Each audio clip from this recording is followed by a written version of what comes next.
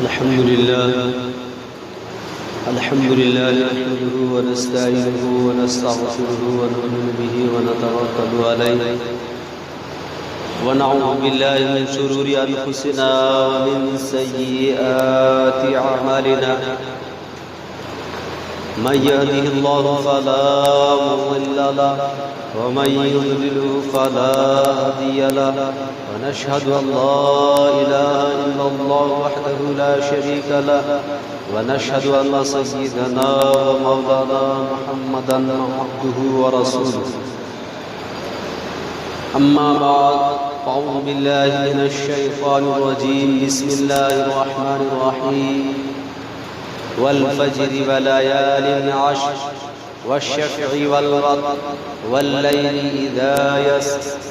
هل في ذلك قسم لذي حجر صدق الله العظيم قال النبي صلى الله عليه وسلم أشهر الأضحى هي أفضل أيام السنة قال النبي صلى الله عليه وسلم في موضع آخر إذا رأيتم هلال ذي الحجة وأراد أحدكم أن يضحي فليمسك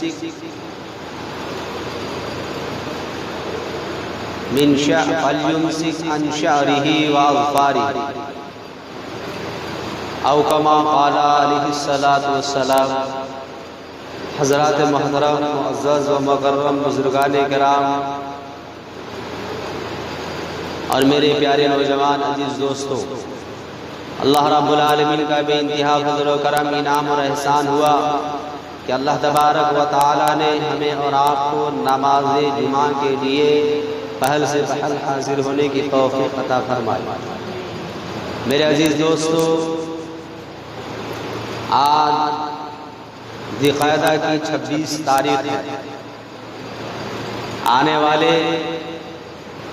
اس مہینے کے بعد ذی الحجہ کا مہینہ آنے والا ہے۔ گویا سوموار پیر کے روز ذی الحجہ کا چاند انشاءاللہ نظر آ جائے گا۔ میں مناسب یہ سمجھتا ہوں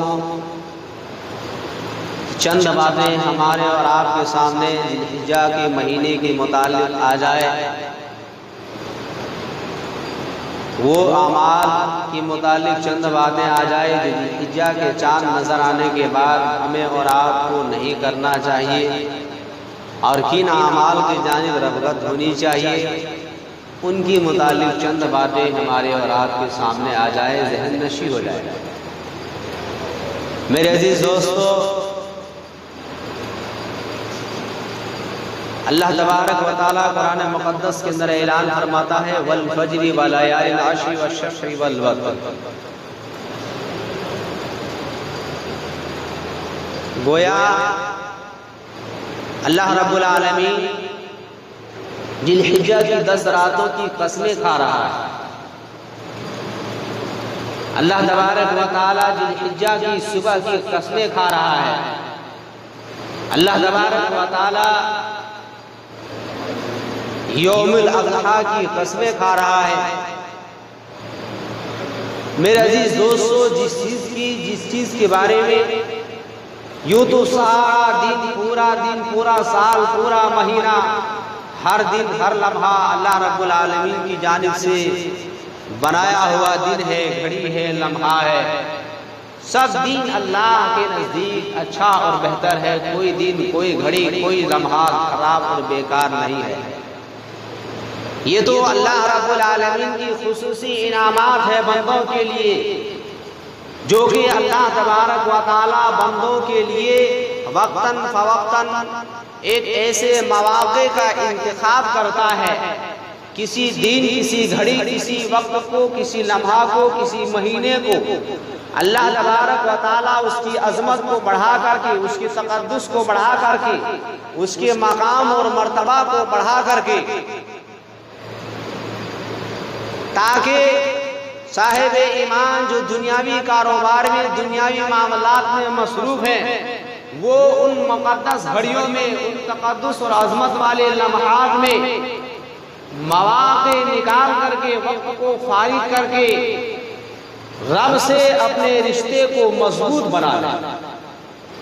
رب سے، اللہ رب العالمین سے قرب کا ذریعہ بنا لیں، اللہ سے رشتہ کو مضبوط کرنے کا ایک ذریعہ دیتا ہے۔ جس طرح رمضان المبارک کا مہینہ ہے، اسی طرح شب برات کا مہینہ، شب برات کی رات ہے، اسی طرح شب قدر والی رات ہے، اسی طرح 10ویں محرم یوم عاشورہ والی رات ہے، اسی طرح عید الاضحیٰ ہے، اسی طرح عشرہ ذی الحجہ ہے۔ گویا اس طرح کی جو مواقع اللہ رب العالمین بندوں کے لیے مخصوص کرتا ہے، مقام اور مرتبے کو بڑھاتا ہے، جس سے بندے ان مواقع پر اس مواقع کو غنیمت سمجھتے ہوئے رب سے اپنے رشتے کو مضبوط بناتا ہے۔ اللہ تبارک و تعالی حدیث قدسی کے اندر آتا ہے، اللہ تبارک و تعالی ارشاد فرماتا ہے کہ جب میرا بندہ نفل عبادات میں منہمک ہو جاتا ہے، نفل عبادات کو کثرت سے کرنے لگتا ہے، تو وہ میرے دھیرے دھیرے قریب آ جاتا ہے، میرا قرب حاصل کر لیتا ہے، حتیٰ کہ اتنا قرب حاصل کر لیتا ہے کہ ہر وہ عمل میرے تابعدار کے مطابق ہوتا ہے۔ حدیث پاک کے اندر آتا ہے، گویا کہ میں اس کے لیے آنکھ بن جاتا ہوں جس کو وہ دیکھتا ہے، میں اس کے لیے کان بن جاتا ہوں جس سے وہ سنتا ہے، میں اس کے لیے پاؤں بن جاتا ہوں جس سے وہ چلتا ہے، میں اس کے لیے ہاتھ بن جاتا ہوں جس کے لیے وہ کار خیر کو کرتا ہے۔ گویا ایک بندہ جب نفل عبادات کو بکثرت سے کرتا ہے اور نفل عبادات کو فرائض کے ساتھ ساتھ نفل کو زیادہ توجہ دیتا ہے، تو اللہ رب العالمین کی حکم کی تابعداری، اللہ کی محبت، اللہ رب العالمین کی محبت، دنیاوی انسانوں کی محبت، فرشتوں کی محبت، انبیاء علیہ السلام کی محبت، اولیاء کاملین کی محبت، بزرگان دین کی محبت اس کے اندر سے جو ہے پیدا ہو جاتی ہے، اور دھیرے دھیرے وہ بندہ ہر ایک عمل کو رب کے مطابق کرنا شروع کر دیتا ہے۔ تو میرے عزیز دوستو، فجر کی یعنی اللہ رب العالمین ارشاد فرماتا ہے والفجر، قسم ہے فجر کے وقت کی۔ علماء مفسرین نے فجر کے وقت سے مراد عشرہ ذی الحجہ، جو ذی الحجہ کا چاند نظر آنے والا ہے، یعنی ذی الحجہ کی جو فجر کا وقت ہے وہ مراد دیا ہے، اور اس سے مراد 10 دن ہے۔ والفجر ولیال عشر، اللہ رب العالمین کہتا ہے قسم ہے 10 راتوں کی، ان 10 راتوں کی، جن 10 راتوں کی فضیلتیں احادیث مبارکہ کے اندر بے شمار ہے۔ حدیث پاک کے اندر آتا ہے، اللہ کے حبیب سرکار دو عالم صلی اللہ علیہ وسلم ارشاد فرماتے ہیں، عشرہ ذی الحجہ کی 10 راتوں کی فضیلت ہوا ہے کہ ایک رات کا قیام کرنا، ایک رات کی عبادت کرنا، شب قدر میں عبادت کرنے کے برابر اجر اور ثواب ملتا ہے۔ عشرہ ذی الحجہ کی 10 راتیں ہیں، ان 10 راتوں کی فضیلت اتنا ہے کہ جو صاحب ایمان ایک رات بھی عبادت کرے گا، اس کو شب قدر میں عبادت کرنے کے برابر ثواب ملے گا۔ جس شخص شب قدر میں ایک رات عبادت کرتا ہے، اس کے نامہ اعمال میں 1000 مہینوں سے زیادہ عبادت کرنے کے برابر اجر اور انعام لکھا جاتا ہے۔ اللہ کے حبیب سرکار دو عالم صلی اللہ علیہ وسلم ارشاد فرماتے ہیں، عشرہ ذی الحجہ کی جو راتیں ہیں ولیال عشر، وہ عشرہ ذی الحجہ کی جو راتیں ہیں اس میں ایک رات کی عبادت شب قدر کی رات کی عبادت کے برابر ملتا ہے ثواب، اور ایک دن کا روزہ 1 سال روزہ رکھنے کے برابر اجر اور ثواب ملتا ہے۔ اور 9 تاریخ کا روزہ رکھنا، عشرہ ذی الحجہ کی 9 تاریخ جس کو یوم عرفہ کہا جاتا ہے، یوم عرفہ کے دن کو روزہ رکھنا، اللہ کے حبیب سرکار دو عالم صلی اللہ علیہ وسلم ارشاد فرماتے ہیں اس دن روزہ رکھنا مستحب ہے،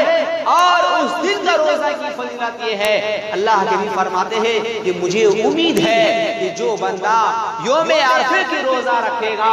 یعنی عشرہ ذی الحجہ کی 9 تاریخ کو یوم عرفہ کے دن کو روزہ رکھے گا، اللہ کے حبیب سرکار دو عالم صلی اللہ علیہ وسلم ارشاد فرماتے ہیں مجھے امید ہے کہ اس کے 1 سال اگلے اور 1 سال پچھلے گناہوں کا کفارہ بن جائے گا۔ میرے عزیز دوستو، یہ 10 ایام جو یوم عاشورہ کے دن ہے اس کی کیا فضیلتیں ہے بے شمار احادیث مبارکہ کے اندر ہے۔ یہ وہی 10 ایام ہے، 10 دن اور 10 راتیں ہیں،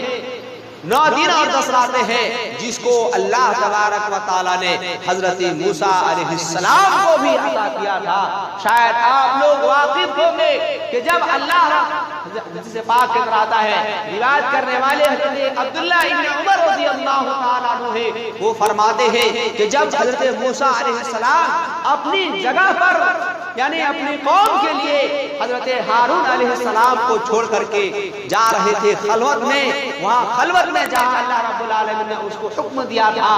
اور یہ کہا کہ میں 30 دن کے لیے جا رہا ہوں، اپنی قوم سے کہا 30 دن کے بعد میں یہاں پر لوٹ کر کے آؤں گا، 30 دن تک یہ حضرت ہارون علیہ السلام آپ اس کی بات کو مانیے گا، اس کی اتباع کیجئے گا، یہ جو بات بتائیں گے اس بات پر عمل کیجئے گا اور اسی کی فرمانبرداری کرنا ہے۔ میں 30 دن کے لیے جا رہا ہوں۔ حضرت موسیٰ علیہ السلام گئے اور 30 روزے مکمل رکھنے کے بعد اللہ رب العالمین نے حکم دیا، اے موسیٰ اب تم میرے پاس آؤ۔ جب حضرت موسیٰ علیہ السلام اللہ رب العالمین کی ہم کلامی کرنے کے لیے تشریف لے جا رہے تھے، موسیٰ علیہ السلام نے مناسب نہیں سمجھا کہ اس حال میں اللہ کے یہاں حاضر ہو کہ میرے منہ سے بو آ رہی ہو، ایک ٹہنی کو توڑ کر کے ایک مسواک کر لیے دانتوں کر کے گئے۔ اللہ رب العالمین نے پوچھا، اے موسیٰ تم نے مسواک کیوں کیے؟ موسیٰ علیہ السلام نے کہا، یا اللہ مجھے یہ گوارا نہیں ہوا کہ میں اس حال میں آپ سے ہم کلام ہوں کہ میرے منہ سے بو آ رہی ہے۔ اللہ تبارک و تعالیٰ نے کہا، اے موسیٰ روزے دار کی منہ کی بو میرے یہاں مشک امت سے زیادہ قیمتی ہے اور اس لیے تم جاؤ 10 روزے اور 10 دن کے روزے رکھو۔ اس وہ 10 دن روایات کے اندر آتا ہے جو ہے عبداللہ ابن عمر رضی اللہ عنہ، ابن عباس رضی اللہ عنہ فرماتے ہیں جن 10 دنوں کا حکم تھا اور وہ 30 دن وہ باقاعدہ روزہ رکھے تھے موسیٰ علیہ السلام نے اور 10 دن کو ذی الحجہ کا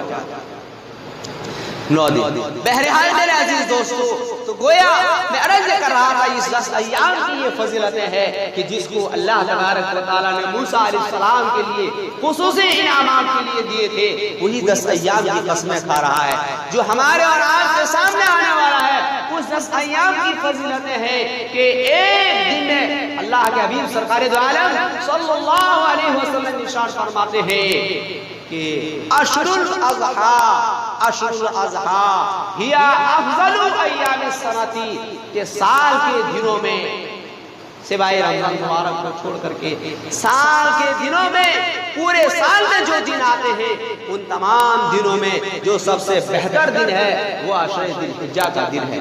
یعنی ان دنوں میں عمل کرنا، عشر ذی الحجہ میں عمل کرنا۔ اللہ کے حبیب سرکار دو عالم صلی اللہ علیہ وسلم ارشاد فرماتے ہیں کہ اللہ تبارک و تعالیٰ کو سب سے زیادہ محبوب یہ ہے کہ عشر ذی الحجہ میں بندے عبادت کریں، یہ اللہ کو سب سے زیادہ محبوب ہے، پسند ہے۔ حدیث پاک کے اندر آتا ہے، بخاری شریف کی حدیث ہے، حضرت عبداللہ ابن مسعود عبداللہ ابن عباس رضی اللہ عنہ روایت فرماتے ہیں کہ حضور اکرم صلی اللہ علیہ وسلم نے ارشاد فرمایا کہ اللہ کے نزدیک جو محبوب ترین عمل ہے دنوں میں وہ سب سے بہترین دن ہے عشر ذی الحجہ کا دن ہے، وہ 10 ایام ہے۔ ایک صحابی رسول عرض کیا، یا رسول اللہ صلی اللہ علیہ وسلم کیا اللہ کے راہ میں جہاد کرنا بھی اس سے یعنی اللہ کی راہ میں جہاد کرنے کے لیے کوئی اور ایام میں اور دن میں چلا گیا ہے، کیا وہ اس سے بھی یہ بڑا دن ہے، اس سے بھی یہ ایام اس شخص سے بھی جو اور مہینوں میں جیسے کوئی شخص غیر ان عشر ذی الحجہ کے علاوہ جیسے ذی القعدہ ہے یا شوال کے مہینے میں کوئی آدمی حج کر جہاد فی سبیل اللہ میں چلا گیا، کیا اس سے بھی بڑھ کر یہ عشر ذی الحجہ کا دن اور رات ہے؟ اللہ کے حبیب سرکار دو عالم صلی اللہ علیہ وسلم نے ارشاد فرمایا، ہاں اس سے بھی جو ایک آدمی جہاد فی سبیل اللہ کر رہا ہے، اپنی جان اور مال لے کر کے چلا گیا ہے اللہ کے راہ میں، اور اس سے بہتر ہے کہ عشر ذی الحجہ کے جو 10 دن اور 10 راتیں ہیں ان میں عبادت کی جائے۔ ہاں ایک بات میرے پاک صلی اللہ علیہ وسلم نے ارشاد فرمائی کہ اگر کوئی جہاد کرنے کے لیے غیرے رمضان غیرے عشرہ ذوالحجہ کے علاوہ اگر گیا ہے لیکن اپنی جان اور مال لے کر کے جہاد فی سبیل اللہ میں نکل گیا، اللہ کی راہ میں نکل گیا اور کچھ بھی لے کر کے نہیں آیا، نہ تو جان واپس لے کر کے آیا نہ ہی مال واپس لے کر کے آیا، تو اس کا مقام بڑھ سکتا ہے۔ تو آپ اندازہ لگا سکتے ہیں ان 10 ایام کی کیا فضیلت ہے۔ ان 10 دنوں میں کوئی صاحب ایمان نماز پڑھ رہا ہو، اللہ کو بہت زیادہ پسند ہے، اس کی نیکیوں میں اضافہ کیا جاتا ہے، ہر ایک اعمال کو بڑھا دیا جاتا ہے، چاہے کوئی انسان نماز پڑھ رہا ہو، چاہے کوئی انسان تہجد کی نمازیں پڑھ رہا ہو یا فرض نمازیں پڑھ رہا ہو یا سنت و نوافل کی کثرت کر رہا ہو یا قرآن کریم کی تلاوت کر رہا ہو یا کوئی صاحب ایمان صدقہ خیرات اللہ کے نام میں مالوں کو لٹا رہا ہو یا کوئی صاحب ایمان غریب یتیم کی مدد کر رہا ہو، کوئی صاحب ایمان مدارس مساجد اور دینی کاموں کار خیر میں لگا رہا ہو یا کوئی صاحب ایمان تسبیح، حدیث پاک کہتا ہے کہ ان 10 ایام میں کچھ تسبیح کی وضاحت ہے۔ تسبیح میں ہے سبحان اللہ، تحلیل میں ہے لا الہ الا اللہ اور تکبیر میں ہے واللہ اللہ اکبر، اور جو ہے اسی طرح کے بعض تحمید میں ہے الحمدللہ، اور دوسری حدیث پاک کے اندر آتا ہے کہ ذکر کی کثرت ہو، کثرت ذکر کا عمل ہو، گویا ان 10 ایام میں ذکر کثرت سے کی جائے۔ ذکر میں چاہے آپ درود شریف کی تلاوت کریں، درود شریف کی ذکر کریں، چاہے آپ سبحان اللہ پڑھیں، چاہے آپ الحمدللہ کا ذکر کریں، چاہے آپ پہلا کلمہ طیبہ لا الہ الا اللہ محمد رسول اللہ کا ذکر کریں، یا آپ تیسرا کلمہ کا ذکر کریں، یا آپ ان قرآن کریم کی تلاوت کریں، یا جو بھی آپ کو ذکر و اذکار میں آ رہا ہو، ان تمام کے تمام اعمال کو اللہ رب العالمین کو ان ایام میں بہت زیادہ محبوب اور پسند ہے۔ میرے عزیز دوستو، تو ان ایام میں جو عشر ذوالحجہ کے 10 ایام ہیں، ان دنوں میں ہر ایک عبادات کو اللہ تبارک و تعالیٰ کو ہر ایک عبادات اللہ کو بہت پسند ہے، ہر ایک عمل اللہ کو بہت پسند ہے، ہر ایک کار خیر اللہ کو بہت پسند ہے۔ اس لیے ہر صاحب ایمان کو چاہیے کہ ان میں ہمیں وقت کو فارغ کر کے عبادات کی طرف مشغول ہو، مصروف ہو۔ یہ مواقع اللہ نے ہمارے لیے منتخب کیا ہے، ان موقع کو غنیمت سمجھتے ہوئے عبادات کی طرف ہم منہمک ہوں گے، اپنی دنیا اور آخرت کو ہم سنوارنے کا ایک موقع اور ذریعہ ملتا ہے۔ میرے عزیز دوستو، حدیث پاک کے اندر آتا ہے، روایت کرنے والے صحیح مسلم شریف میں حدیث ہے، روایت کرنے والے حضرت ام سلمہ رضی اللہ عنہا ہے، ام سلمہ رضی اللہ عنہا ان النبی صلی اللہ علیہ وسلم قال اذا رأيتم هلال ذي الحجة وأراد أحدكم أن يضحي فَلْيُمْسِكْ عَنْ شَعْرِهِ وَأَظْفَارِهِ۔ حضور اکرم صلی اللہ علیہ وسلم ارشاد فرماتے ہیں، روایت کرنے والے حضرت ام سلمہ رضی اللہ عنہا ہے، وہ فرماتی ہے کہ حضور پاک صلی اللہ علیہ وسلم ارشاد فرمایا، جب تمہیں اذا رأيتم ہلال ذی الحجہ، جب تم ذی الحجہ کے چاند دیکھ لو، جب ذی الحجہ کا چاند نظر آ جائے، وَأَرَادَ أَحَدُكُمْ أَن يُضَحِّيَ، اور تم میں سے جو شخص یہ ارادہ کرے کہ میں قربانی کروں، فَلْيُمْسِكْ عَنْ شَعْرِهِ وَأَظْفَارِهِ، بس ان کو چاہیے کہ وہ ناخن اور بال کو نہ کٹائیں۔ یہ حدیث میں مسئلہ جو ہے مستحب درجہ لکھا گیا ہے کہ حضور پاک صلی اللہ علیہ وسلم نے فرمایا، جب ذوالحجہ کی یعنی ذی الحجہ کا چاند نظر آ جائے تو جو قربانی کا ارادہ کرتا ہو وہ ناخن اور بال کو نہ کٹائے، پورے بدن کے جسم کے ایک بھی بال کو نہ کٹائے اور نہ ہی ناخن کو کٹائے۔ یہ مستحب درجہ ہے، واجب نہیں، فرض نہیں، سنت نہیں، مستحب درجہ ہے، مستحبات میں سے آتا ہے، اس کا اجر اور انعام اور ثواب ملتا ہے۔ اور جو قربانی نہیں کرتا ہو، اگر وہ صاحب ایمان بھی اگر سر کے بال اور ناخن اگر نہ کٹائے اور دیگر جگہوں کے مقامات کے بال کو نہ کٹائے تو اس کو بھی باعث اجر اور ثواب ملے گا۔ میرے عزیز دوستو، لیکن اگر کسی شخص کے موچ بڑا بڑا ہو گیا ہو یا اگر کسی شخص کے زیر موئے ناف کا بال بڑا ہو گیا ہو، اس کی جو حد مقدار ہے 40 ایام تک، بالکل 40 دن کے بعد واجب ہے، اور وہ شخص گناہگار ہو جاتا ہے اس سے پہلے زیر موئے معاف کا بال صاف کرنا چاہیے، یہ واجب ہے۔ اور اسی طرح بغل کا بال صاف کرنا بھی واجب ہے۔ ان ایام کے درمیان اس سے زیادہ ہو گیا تو آپ واجب ہے اور اس واجبات کو آپ ترک کر رہے ہیں، لہذا اصل وقت سے پہلے ذکر کرنے کا یہی مقصد ہے تاکہ لوگ ان کار خیر میں، ہر انسان کار خیر کی طرف بھاگتا ہے، چاہے کتنے ہی گناہگار کیوں نہ ہو، نیک عمل کرنے کے لیے ہر انسان کوشش کرتا ہے۔ میرے عزیز دوستو، تو کہنے کا اصل مقصد یہ ہے کہ اگر کسی شخص کی موچ بڑا ہو گیا ہو یا ناخن بڑے ہو گئے ہو، ایسے حالت میں وہ سمجھ لے گا کہ چاند نظر آ گیا، اب ناخن کس سے کٹائے، یہ تو مستحب درجہ ہے۔ اور ناخن میں اگر میل جمع ہو گیا تو اس کا دھونا، اس پہ آپ وضو کریں گے تو آپ کے وضو مکروہ ہو جائیں گے، آپ کھانا کھائیں گے تو آپ کا گندگی آپ کے کھانے میں شریک ہو جائیں گے، اس لیے اس وقت میں آپ کو مستحب پر عمل نہیں بلکہ آپ کو ناخن کترنا ہوگا۔ اسی طرح سے آپ کے موچ اگر بڑے ہو گئے ہو تو وہاں حکم دیا ہے کہ آپ اس کو جو پانی پیتے سمے آپ کا موچ بڑا ہو جائے گا، پانی میں چلا جائے گا، آپ کا پانی مکروہ ہو جائے گا، ایسے حالت میں کہا ہے آپ مستحبات پر عمل نہ کریں، موچ کو قطر دیں۔ اسی طرح جو واجبات والے بال ہیں، جو اس کے ایام حد ہے، اس سے اگر آپ کا زیادہ ہو رہا ہے تو آپ واجب کو چھوڑ کر کے مستحب پر عمل کیوں کر رہے ہیں، بلکہ آپ واجب کو عمل کیجیے، مستحب کو چھوڑیے۔ اس لیے وقت سے پہلے خبر کرنے کا مطلب یہ ہے آگے ہر ایک صاحب ایمان پہلے سے پہلے اپنے بال کو بنائیں، اور جو نیکیاں ہیں، جو انعامات ہیں، اشد رزق کی جو مواقع ہیں، ان مواقع کی طرف ہم اور آپ سبقت کریں۔ بہرحال اللہ رب العالمین سے دعا ہے ہم سب کو کہنے سننے سے عمل کرنے کی توفیق عطا فرمائے۔